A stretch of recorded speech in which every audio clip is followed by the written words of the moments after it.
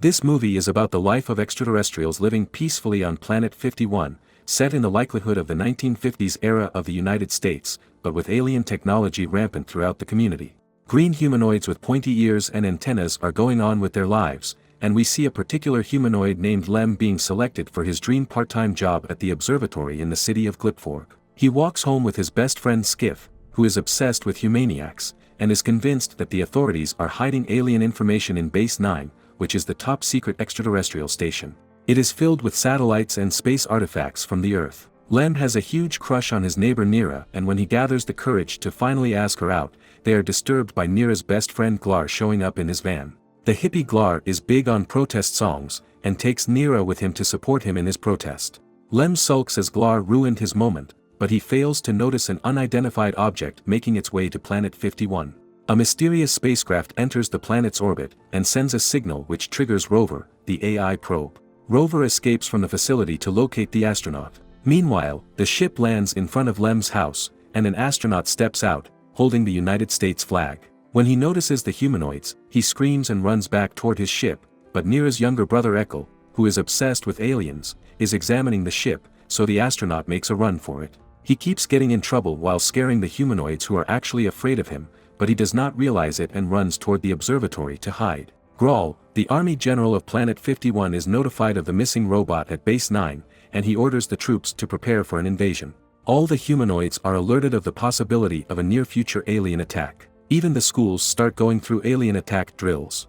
Lem is working the night shift when he notices some strange noise, but he ignores it. When he hears a crash, he follows it and comes across the hiding astronaut, and both of them freak out, running in opposite directions. However, when they talk, they are both astonished to learn that they speak the same language. The astronaut introduces himself as Chuck, and asks for Lem's help to get back to his ship so he can return to his planet Earth with the command module Odyssey. Lem learns that Chuck expresses no wish to eat his brain, unlike the stories they had been told since childhood. When they get to Lem's backyard, which has now become a public space, Lem and Chuck are conspiring a way to get Chuck back in his ship, but just then the army comes and surrounds the ship. They are ready to attack, but when they find no one inside, the general orders the masses to be vigilant, and he even orders his city to be sealed so they can catch the pilot alien. Glar and Nira show up, with Glar singing a protest song that all aliens are not bad, and this might have come in peace. The general orders his men to arrest Glar because of his outlook, but Nira interferes, saying he could be right. Just as she looks for Lem's support, an officer makes his way toward Lem's car, so he brushes off Nira and agrees with the general's ideology that aliens are nothing more than dangerous invaders. Since there is no way they can carry on with their original plan, Lem hides Chuck in his room, and when they check from his window, the army has cordoned off the ship, making the escape even riskier. The general orders a manhunt after consulting with the alien expert Professor Kipple, who declares the alien is here to eat their brains and turn them into alien zombies. General Grawl asks to establish Lem's house as the headquarters of this operation, and Lem's parents agree. When his men find a chocolate bar wrapper in Lem's room, the general has it analyzed by Professor Kipple, who interprets it as a mind-controlling war item, leading General Grawl into declaring that Lem was now a zombie, much to his parents' dismay. After being chased by the military, Rover finally succeeds in locating Chuck. He befriends a pet xenomorph, who helps him dodge the army officers so he can get to Chuck, who is very happy to see Rover. Since Rover is obsessed with rocks, he sent pictures of them and led the astronauts into believing that this planet had no signs of life on it, which is why Chuck landed on it in the first place. Lem is worried he will be jailed for helping out the most wanted criminal, and just then, Ekel enters his room. When he sees the alien Chuck, he gets his autograph. Next is Skiff, who is pretending he saw the alien last night and is in cahoots with him, but when he sees Chuck, he reverts to his theory of befriending the alien, especially since Lem tells them all he is harmless. Since the general has ordered the troops to search door to door for the alien, two officers break into Lem's room, but they are so scared of Chuck being able to control their minds that it gives Chuck the idea of pretending to do it, and they take them past the army checkposts toward the planetarium. On their way, they hide in the comic book shop where Skiff works, and they plan to get Chuck on TV so the world can find out that the alien they all fear so much does not pose any threat to them. Lem is a little put off since he saw Nira cozying up with Glar, and when she saw Lem, she blurted out angrily at him if he had eliminated any aliens that day. Chuck notices that and decides to teach Lem his charismatic ways of charming ladies and asks Lem to loosen up a little. As he is teaching him dance lessons, Skiff walks in, and the whole situation gets so awkward.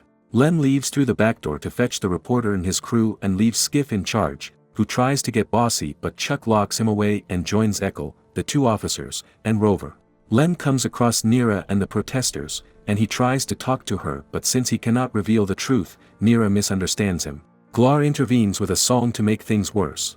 Lem tries to emplace the recent lady-wooing techniques he had just learned from Chuck, but it backfires and Nera asks him to leave. Meanwhile, Rover is frightened of the storm clouds but Skiff consoles him. When Rover sees that it's raining rocks, he loses all control and rushes out into the street to enjoy his rock paradise.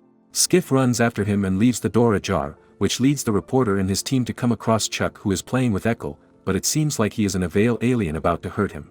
The reporter and his team broadcast the scenario secretly, which makes Chuck look bad. When Lem finds out, he rushes to the comic shop and rushes everyone to leave before the army makes their way there to capture Chuck. But it is too late since the general has already asked his troops to be deployed to the location. Chuck and Lem escape from the back door and escape on an army mobile, closely followed by army mobile units.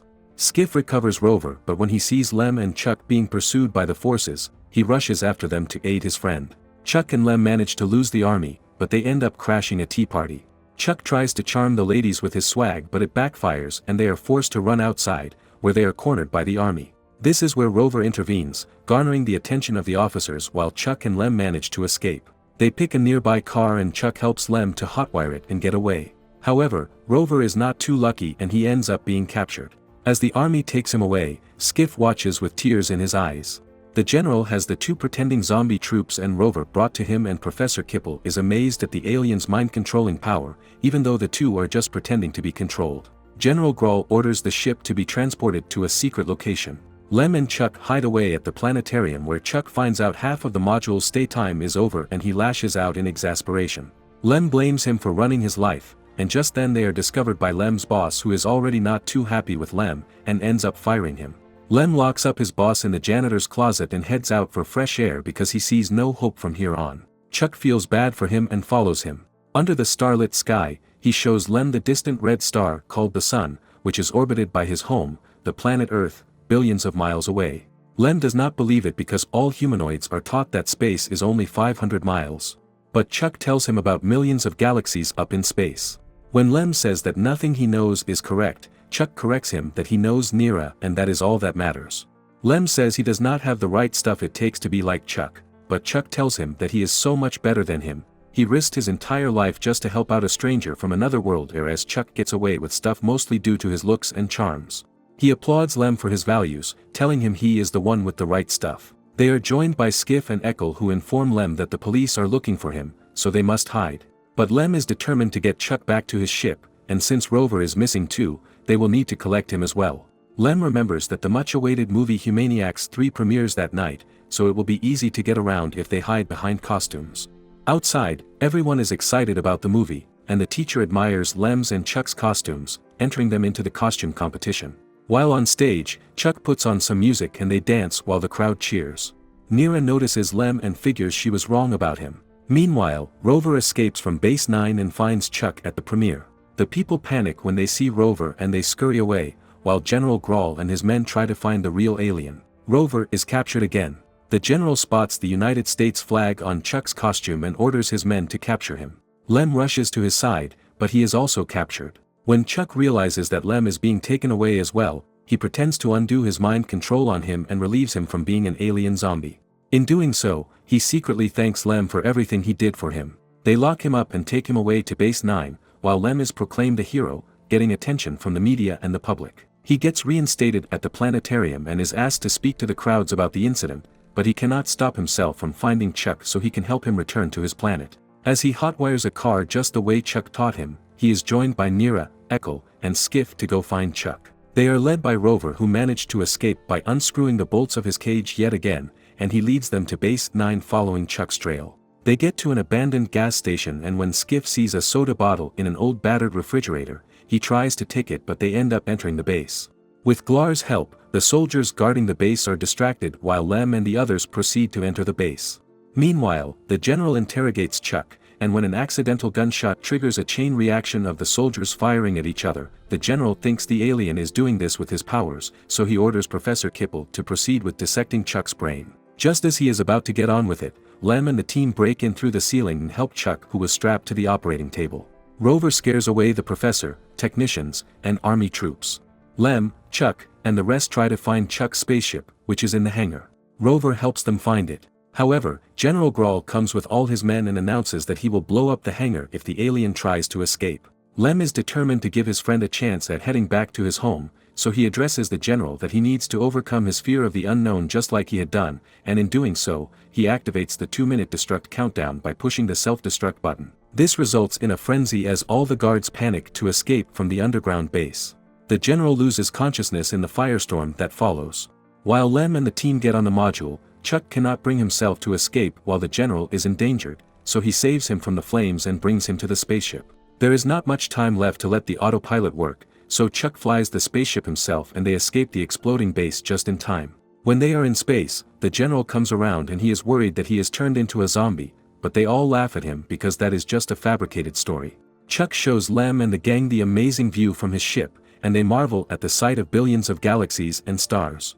Lem asks Nira out, and she readily accepts. Then Chuck brings them back to Planet 51, where the soldiers are ready to shoot Chuck, but the general stops them, revealing he never posed a threat to them. Chuck bids goodbye to everyone and leaves Rover with Skiff, and finally departs for his world while everyone waves goodbye. This is where the movie ends.